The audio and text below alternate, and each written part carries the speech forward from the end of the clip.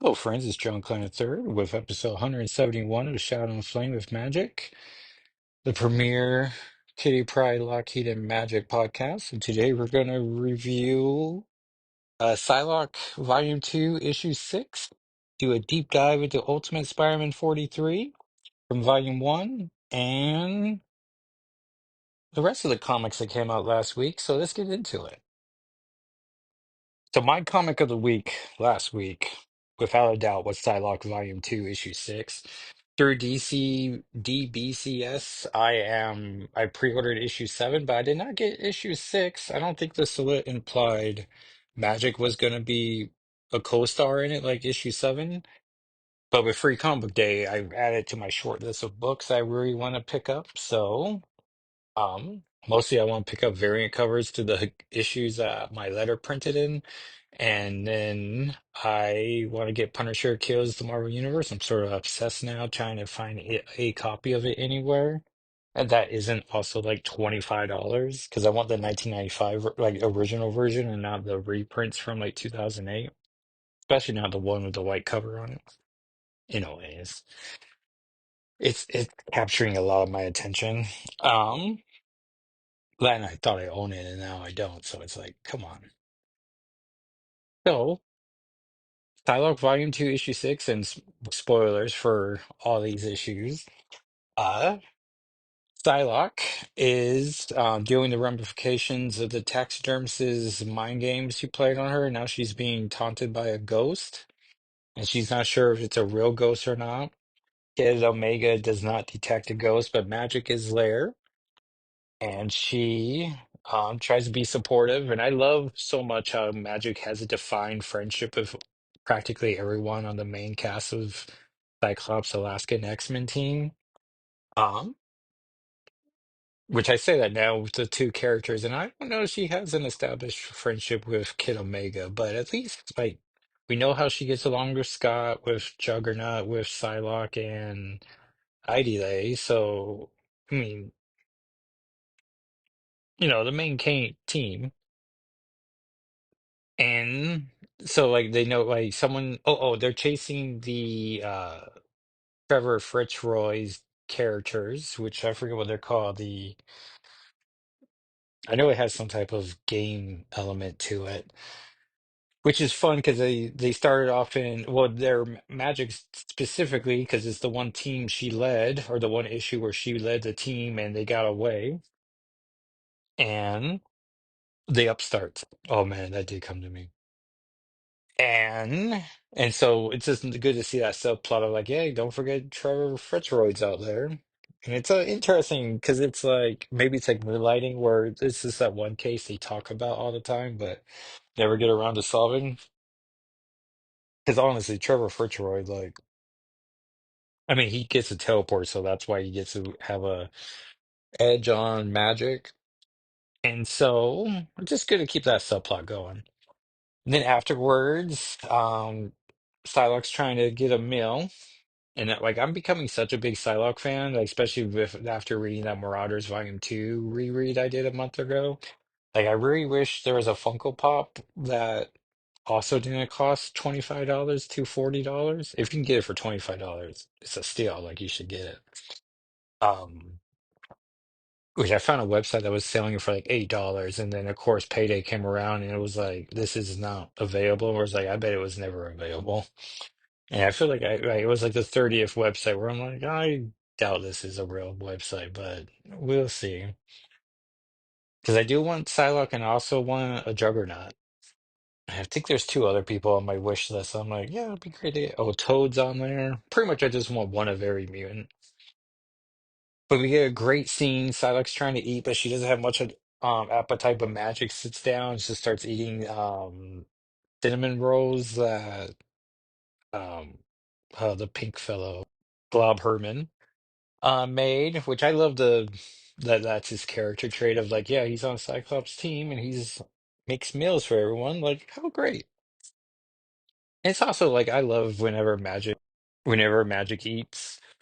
Like we have that from New Warriors when she's eating cake and claiming the X-Men never eat cake, and then when she got her very first ongoing series.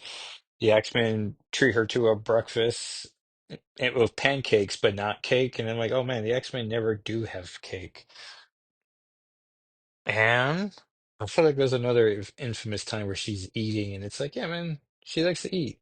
It's also just a good, like, yeah, characters eat food. Like, we should be shown that every so often. Um, and she makes a real mess of her face too, so she's very cute. And I'm like, oh, Ileana, like she feels comfortable around Psylocke at least. And it's like, yeah, I'll eat in front of you. Because you imagine she's probably one of those poor girls who has to like eat celery with a knife and fork, and it's like, yeah, like, I eat daintily. I see, I say that, but I bet Ileana does not care who sees her eat. Like, what are you gonna do? Make fun of her? Like, she has a soul sword that's twice the length of herself. Like, you're not getting far from her. She's gonna hit you. Maybe playfully. And so Ileana does not see the ghost, but she's like, I know a person. And Psylocke's like, I don't think I need help right now, but yeah, I'll call back with you. And then she calls Grey Crow, who's in Montana, just in front of a large building. So I'm like, what? We're in Montana. I guess a guy who's in Helena. I'd like to know when you say Montana, like narrow that down. What city? Yeah. Which I can imagine editorials like, please, he's committing a crime. Can you not say a city? But it's Montana. Like, all right, all right, all right. And Grey Crow's not available, but he can make dinner for her later if she'll like. And she's like, perhaps. And then goes back and then gets another visit from the ghost, and the ghost is looking like Rivage, which was her name before the whole body swap by Spiral, that nonsense. And so after experiencing that yet again, she goes back to Magic and be like, hey, who's your person? And then she goes to meet Gail Simone's outlier, Death Dream.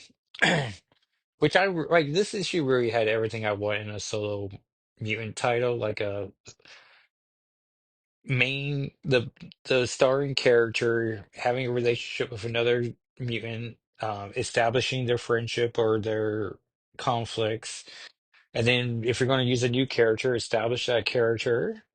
Because really, if any of these new characters have any chance, other writers are going to have to use them in other books. Like, it's one of the reasons why Storm needs to be in the Avengers if she wants to be, Marvel's Wonder Woman. Like, she needs to be used by other character offices, and to be, the one will argue that Storm is definitely Marvel's Wonder Woman. If you're not going to make a fight about Captain Marvel being that.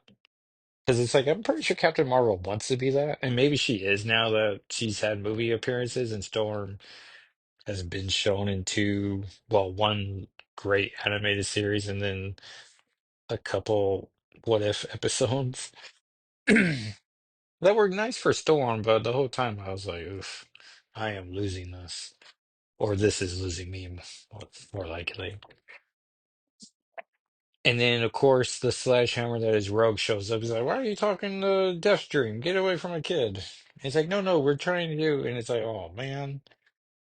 And then turns out everyone can see the ghost because um, I keep wanting to say Dream Eater, but it's Death Dream. I know I keep pausing this, but I get the answers before having to Google it. So I feel pretty proud of old dad's memory. And yeah, and then oh, that's the cliffhanger. So pretty great issue. And Psylocke makes it like every new issue, like I guess this is issue six. So four, five, six have been like great. And one, two, three have been good too. And every so often I see someone Blue Sky who's just like, no one's talking about it. I'm like, what is talking about it? It's crazy. Like I'm just out here beating the drum. I say that, but Twitter, there's Jen and Captain Britain who are both big Psylocke fans. They're big Betsy fans and they're big Canon fans. And Psy, who's like a Peach Momoko version of the Psylocke. And so those two dames, classy dames, are just, as what I like to be viewed as a Kitty Pryde and Lockheed fan. Like they are definitely great fans of the whole Psylocke controversy. Um, so yeah, so Psylocke Volume 2, Issue 6, my comic of the week. And so let's get into Ultimate Spider-Man 43. Uh, I didn't think that was going to last that long, so I was like, well, let's definitely do a deep dive into a back issue. And I think I have like four more 43 issues I got to do before the final one I will save for in December. And I have to do like what I want to do on the schedule. Plus, I look at all the back issues I want to do, and I'm just like, man, there's so many of those. I gotta get to those, like chip away at them. And we will have weeks of non-exceptional or non-magic comics that, these are gonna be it. So this came out in September 2003. If you want to follow along, you can follow my review or the screen grabs I did on TikTok and YouTube at Jacko SII. And I would love for you to follow me on those accounts, please. Walker saw one of the videos that had Wario on the inside cover and had a little fun moment where he was like, I need all my Wario appearances. And I'm like, all right. Then, oh, Dad, like, he wasn't being super gentle with the comic. And I was like, please be gentle or with it. Like, it was a funny bit you're doing, but now, oh, Dad's anxieties is like, please stop doing that. So, Brian Michael Bendis story. Pencils by Mark Bagley. Inks by Art Thibaert. Colors by Transparency Digital. Letters by Chris Elopoulos. And because it's a 2003 comic, we get a handy recap page previously in Ultimate Spider-Man. The bite of a genetically altered spider granted high school student Peter Parker incredible arachnid-like powers, strength, agility, a spider-like sixth sense warning him of personal danger. And most amazing of all, Peter can walk on walls. When a burglar killed his beloved Uncle Ben, a grief-stricken Peter vowed to use his amazing abilities to protect his fellow man. He learned the invaluable lesson that with great power there must also come great responsibility. Now the fledgling superhero tries to balance a full high school curriculum, a night job as a web designer for a Daily Bugle tabloid. Web designer, everyone. Get it? A friendship with the beautiful Mary Jane Watson. Another friendship with Gwen Stacy, the girl living at his house since her father's death, and a swing time as the misunderstood web-slinging Spider-Man. When Peter hears reports of a mysterious young man named Gildoff making cars explode at a nearby high school, he puts on his second-rate replacement costume that he has to wear until he makes a better one and swings into action. He leaves Mary Jane behind at their high school to cover for his absence. He and Gildoff get into a verbal argument about the nature of Gildoff's powers. Gildoff thinks his powers are magic, while Spider-Man thinks he might be a mutant. Gildoff flips out at the web-slinger's thought because he thinks mutants are evil. This whole argument gets escalated when Jean Grey, Storm, and Shadowcat, three members of the mutants' peacekeeping force known as the X-Men, arrive to help. The issue opens up with Peter's science teacher annoyed that Peter Parker's gone, especially as he's the one student who pays attention in class, but also like he's just annoyed too, like Peter's yet again missing. And Gwen tries to make up an excuse, and this is real Gwen before Spider or Carnage Gwen shows up, which I guess is also a Gwen Stacy, but this is original Gwen, Ultimate Gwen Stacy. And so she makes an excuse. The teacher gets flippant with Gwen, and Gwen's like, "Why am I taking the hits? It should be you." And Mary Jane's like, "Oh, you have the stomach thing." And then there's an announcement saying that the high school, they name it here. Because it's like, oh yeah, PS 14, which I guess public school 14, which seems weird. Like you don't name the other school, but I don't know. New York City probably has, I don't know, 200 schools probably. And so school is canceled. Buses are here. Parents have been called. Like, do not leave campus, like unless you're on a bus or with your parents. Then we cut over to Spider-Man Gwendoff as we see Jean, Kitty, and Storm. And Storm introduces him as my name's Aurora. I'm one of the X-Men. This is Marvel Girl. This is Kitty Pryde. But it's weird that it's like two firsties and, well, heck, one first name, one code name, and one full name. Like, all right. And Kitty's trying to be very cute. Jean explains that he might be a mutant, and Gildoff is just too much for him. He legit just faints, like full butt on the ground, back on the ground, head on the ground. Like, he is down. And, um, Kitty's like, did he not know he was a mutant? And Spider-Man's like, he seemed pretty in denial. And in Kitty, we get the first hints of the one of my favorite ultimate relationships. Well, I say one of my favorite. Like, I can't think of another one because Reed and Sue here are not ideal. Did the original Ultimate Universe even get a Vision? I don't think so. To be paired with Wanda, of course. Well, it's the Ultimate Universe, so Wanda and Pietro and that whole nonsense. But we get the hints of Kitty and Spider-Man teaming up, and that's fun. He notices that he's wearing a half-made shirt and just his pants. They reveal that Kitty has a poster of him, which surprises him that there's even posters, as he definitely doesn't see the movie. And the ladies could be gentler about Kitty's crush on Spider-Man. And then Jean, being Jean, starts talking to him telepathically. He does not like that. Um, Especially as she just doesn't even ask or tell him, like, hey, we're going to start talking telepathic. Also, there's no reason to do it. Like whatever she's saying to him, it does not need to be not heard by Storm and Kitty. But I guess it's Jean's comfortability. But make a person comfortable. Then she makes a comment about how he has been the first guy in 6 months to not see her vision, to imagine her naked, which apparently immediately makes him think of her naked. And it's just like, man, Gene, if you never said it, he clearly was never going to do it. Like, what a nice plane ride home where you go, hey, Kitty, guess what? This guy didn't even think of me naked. Like, oh, I'm so sorry. And then it has to be weird, right? Because he's thinking of you thinking of her naked. And so you probably get a mental, well, you have to get a mental image, right? And then she's just like, like, stop that. That's gross. Like, what are you doing? And then Spider-Man swears that he's finally done. And Geldof is waking up. Jean talks to him telepathically and he freaks out.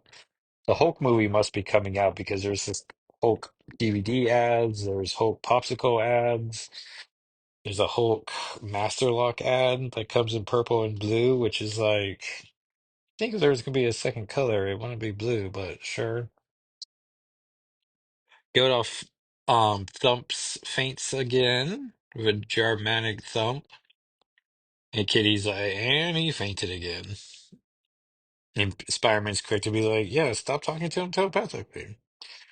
And then we find out that maybe he's not a mutant, and they're just thinking he's a mutant. And then Xavier's got to do tests, and then he goes like, "Good morning, angels," which does not seem like this is Bendis's take on Ultimate Xavier. But my memory of Ultimate Xavier was that he was not a monster like the 616 version, but also not funny though. Like he was still, a stick in the mud. And so he's just like, well, it's technically kidnapping, but we need him. And Spider-Man's quick to be like, like technically kidnapping, like, any illusion of kidnapping is kidnapping. Like, what are you doing? So Kitty or Jean's going to telekinetically take Gildoff to the plane. Kitty invites him back or to the school, and he just immediately storms face of like, what? And he's like, well, we can have you back by 6. I would love to go. Like, I want to meet the professor. And so everyone's being floated to the X Jet, and you see the hearts around Kitty's face, and it's like, oh. And Storm's like, I guess I don't see why not. And Kitty's like, awesome, you're totally dig it. And then Jean and Storm shoot her look. She's like, what? She's all sheepish. Oh yeah, there's even a sculpted by Sam Greenwell Grey Hulk, or actually Ultimate Hulk figure coming out, 7-inch scale. And then we see kids at the school. One kid's talking to someone at the PS44, getting the lowdown about how Spider-Man's there, and another kid was there, and and then her other friends um making fun of her for having a crush on Spider-Man, and Mary Jane's just like, "What do you mean Spider-Man? Like what?" And then Aunt May shows up, Aunt Anna shows up, Mary Jane's aunt. Aunt May's not sure where Peter is, and Mary Jane can't quite give a good excuse. Yeah, there's even underoos of Hulk. So it's a Hulk phenomenon right now. And then we hear Spider-Man going, "Whoa, Nelly," which seems lame. I guess he is lame, but or very nerdy, I should say. And it's his first plane trip, and he is on a elite jet, so he's having a good time. He's asking him about his costume and how he lost it, and how he lost a second costume. So was he fighting naked? And he's like, "I'm trying not to talk about it right now." Especially as he's a little airsick, which Kitty can't let go of either, because he's like, "You swing around. Why are you airsick?" Um, but it's like having a fear of falling down, and then but you don't quite have a fear of that when you're in a plane, but when you're in a Ferris wheel, you do have a fear of falling. So it's like I don't know what the difference is there, but maybe that's just me. I don't know. Jean makes a joke about how she's not legally able to pilot a plane, but she was just making a little joke. Gildoff is slowly waking up, and Kitty's like, "Hey." And they talk about how Wolverine's missing, and Spider-Man's like, "Hey, I know Wolverine." And Kitty's like, "You do?" Because clearly Wolverine's not talking about all the team ups he's having. And Gildoff is panicking as Kitty's asking about his own how he makes his costumes, and Kitty's like, "I'm not sure how we make our costumes." The Gildoff hands explode the part of the plane. Oh yeah, and then we see Aunt May trying to call the Daily Bugle, and Ben Urich transfers her to Betty Brant, who then transfers her to a different extension. And so everything's working out in Mary Jane's favor. Like, yo, no, he went to the Daily Bugle, and three transfers over, you just assume that's what he's doing. Sentinel by Sean McKeever, one of my favorite writers, is coming out. We get and I remember when this issue came out, I think X2 had just recently came out. And so he's like, "Hey, I wrote this scene like a year ago," because that's how comics work. Like the comic you're reading most likely was written 6 months ago, and the artist has been working on it for 2 months, and then, all the artists work on it, and then it's in your hands. But he had to say, like, it's just a great idea to do the X-Jet, and I did it, and the movie did it. And so everyone's trying to, like, Storm's trying to make a wind tunnel to keep the plane floating. Jean's trying to keep all the pieces and people together. There's an ad here for Mark Miller and Terry Dotson's Trouble Number One, fan favorite work. Spider-Man using his web sticking wall clawing abilities to plant himself on the wall. And Kitty, and then he holds Kitty, keeping her safe. He's webbed Godoff's mouth shut, which is not his problem. Like his problem is his hands. And then with all the winds, Jean's hugging her chair, and Kitty is just free floating, as is Spider-Man, as Gildoff and Spider-Man are just out of the plane now and out of their wind tunnel, as Storm finally notices, and the last panel is her staring at Spider-Man, who's just going peace. And then there's an ad here, inside cover ad for Wolverine's Revenge, which is not a game I played on PS2. Oh yeah, there's a here about only in theaters, X2. And back cover ads for Honeycomb because comics are for kids, and that's irritating. And that, everyone, was Ultimate Spider-Man Volume 1, Issue 43. Ideally, we do the next issue next year, because I feel like I should be able to live at least one more year, right, everyone? As much as we have control over anything, I'm gonna knock on this wood here. And so, comics of last week also came out X-Men 14, which now I'm trying to think of the plot. That's right, Piper, the mutant who showed up to Beast a couple of issues ago that Idole was trying to befriend, and Beast said wasn't a mutant, but turns out, like, but we saw in the issue, like her hands morphed into a lizard-like situation. She's gone missing as she's clearly a mutant and went into the wood, the Alaskan wood, so it's very snowy. We get a little setup of the new villain council of 3K. And we get officially it's no Cassandra Nova's one of them, and then some new guy who looked like a Maverick Light. Which, if you're gonna be someone light, don't be Maverick. And so he's there because he has some type of, I don't know. He's on the council because of reasons, and he's going. He takes a shot at um Kid Omega's plane because he's searching for Piper, and then one of the other mutants they rescued went into bird mode and is using her hawk senses. And then the other kid they rescued, is it Ben? Who has illusion powers? Like Magneto is trying to mentor him. We do find out that Ben is a gay Chinese American. So that's just fun to have diversity. And he sort of flirts with Magneto, which I'm like, yeah, man, call your shot. And it's also nice to see Magneto after X-Manhunt not have Magneto talk at all. So I was like, all right. And so Kid Omega's plane goes down. Idole tries to go there. Uh, oh no, Idole's gonna go rescue Piper. But Magic's no, go like you should go to Kid Omega and Juggernaut's like, no, it's cool. And so we get a fun moment of Juggernaut and Magic and just, seeing their friendship, which I love. And they have a great friendship. Like they're just pals. And I really hope, and it's too late to be putting it into this era, but just hopefully whenever Juggernaut and Magic are together, that there's always this friendship. Pretty much how I was worried for Pyro was going to break bad soon after this, but he's been fun in X Factor as long as that title exists. And then I thought it was a very clever reveal that we recap Cassandra Nova, and so now we are reminded about how mutants in the womb can attack each other. And we learned that Piper had a twin in the womb, and well, you can't have a twin any other way, right? I mean, you get an Irish twin, which is just literally like a kid born a year later-ish around the other kid, right?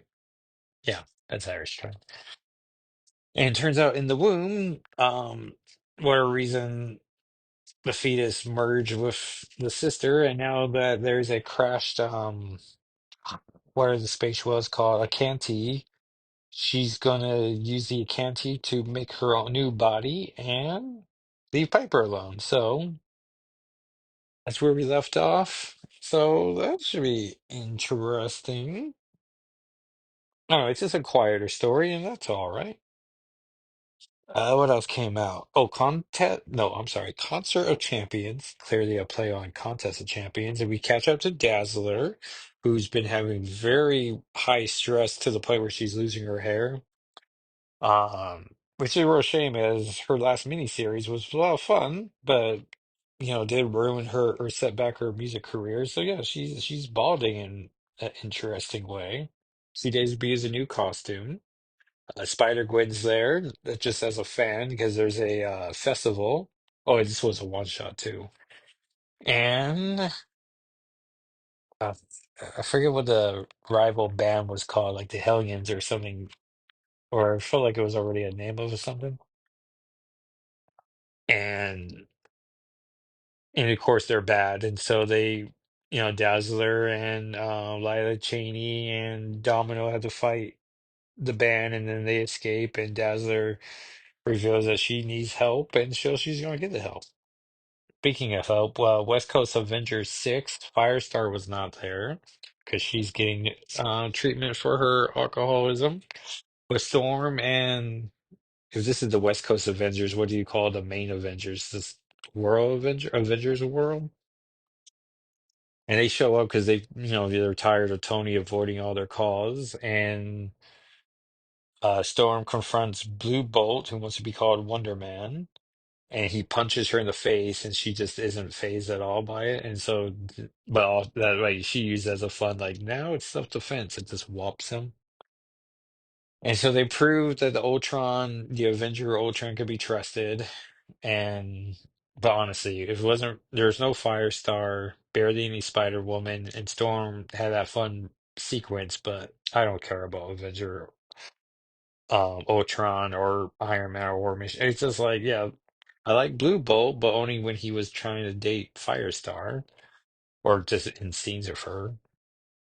And so they leave like, all right, if you swear by and Tony's defense against Avengers Ultron's that he can call Wasp up anytime and she will take out Ultron, which is like, sure. Like I like the Wasp enough, but if she's not written by Kurt Busiek, I mean, maybe I'm not the biggest Wasp fan. But I liked her in Remender's Uncanny Avengers. That was him, right? The one where her and Havoc have a kid in an alternate future. It's comics. Yeah, and half X-Men cast members. So yeah, they gotta have a kid in the future. Would you think at one point someone will pull her from an alternate future, be like, hey, it's me. So yeah, decent issue, I guess. Deadpool kills the Marvel Universe one last time. Pretty much the people on the cover were the people he killed. So there was a version of Spider-Man, Franken-Castle. He attempts to kill Captain Marvel. I don't think he was successful there. Um, but yeah, it's a title I only care about once the X-Men show up. And there was no X-Men here except for Carol Danvers being X-Men adjacent. I don't know. It's just I feel like I'm burned out on Deadpool. Like, I don't know. And then they just announced there's a Deadpool's Wolverines series coming out with all the Deadpools and the Wolverines, which I'm like, I'm only there for Laura Kinney, and so I don't care about anything else. And then finally, Ultimate X-Men 14, which had another prolonged VR session of Armor and Shadow King. And as soon as you're like, so an issue and a half for doing this, they immediately cut to the real world of May Storm, and they all recognize Armor's been missing for a while. And so they're going to look for her, and they recognize the connection of Armor and Shadow King. So they're like, well, we got to figure out who's holding who. And so, yeah, it's just like another decent chapter in the saga. I do feel bad still that I've pretty much given my heart over to Ultimate Wolverine, and Ultimate X-Men just isn't doing it for me as much. But still, I mean, I'm still reading two Ultimate titles, so still committed. That feels all right. And then comics this Wednesday. There's only four of them, so if you follow me on Blue Sky, which I think you should, at Jacko SII, I will be posting these. I'm trying to take the order real fast. Probably Uncanny X-Men 13, Storm 7, Laura Kinney Wolverine 5, the second parter of the Bucky Barnes series, and Phoenix 10 that has the best supporting cast in comics right now. So. Yeah, and Storm 7 should be more Eternal Storm and maybe Fallout from X-Men Hunt. And Uncanny X-Men 13, I'm trying to think what the last issue was. Just the Outliers trying to be Outliers. Yeah, it was a done in one Gambit story, so they can go anywhere now. And since I can't imagine Kitty Pryde, Lockheed, or Magic being there, I probably would do another issue 43. So look forward to that, everyone. And I'm gonna find four images to post on the podcast's socials at SNFWM and spelled out. I got to pick the four images, so I'll do that. Probably be, well, I guess they all have Kitty in them, so probably just be her talking to Spider-Man. I'll figure it out. So thank you everyone for listening. If you ask a friend to listen or watching if you're on YouTube, appreciate everyone who watches there. And I'll talk at you next time. All right, everyone. Bye.